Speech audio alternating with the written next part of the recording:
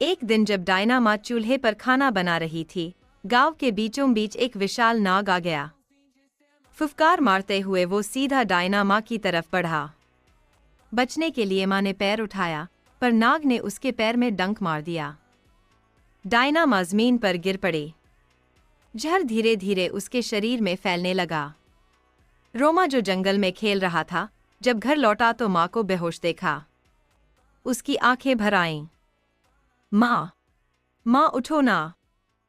रोमा समझ गया अब उसे ही कुछ करना होगा। पहले तो वो घबरा गया, फिर हिम्मत जुटाई।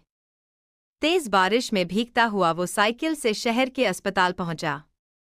डॉक्टर ने देखा और गुस्से में बोला, बिना पैसे के इलाज नहीं होता।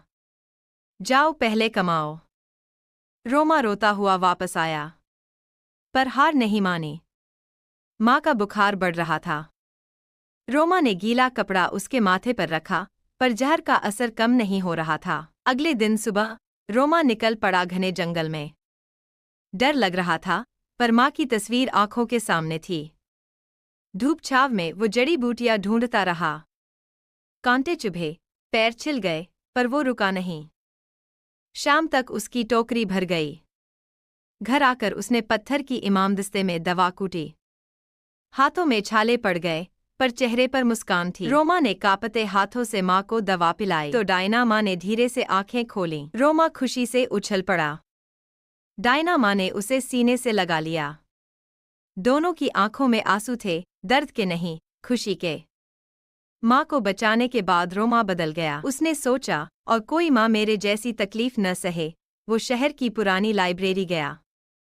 मालिक बोला, काम करेगा तो पैसे मिलेंगे। रोमा ने पूरी लाइब्रेरी साफ की, धूल झाड़ी, किताबें जमाईं, फर्श चमकाया। मालिक खुश हुआ और उसे तनख्वाह दी। उस पैसे से रोमा ने दवा खरीदी। अब रोमा रोज सुबह माँ को दवा देता है, शाम को लाइब्रेरी में काम करता है। डायना माँ अब ठीक है।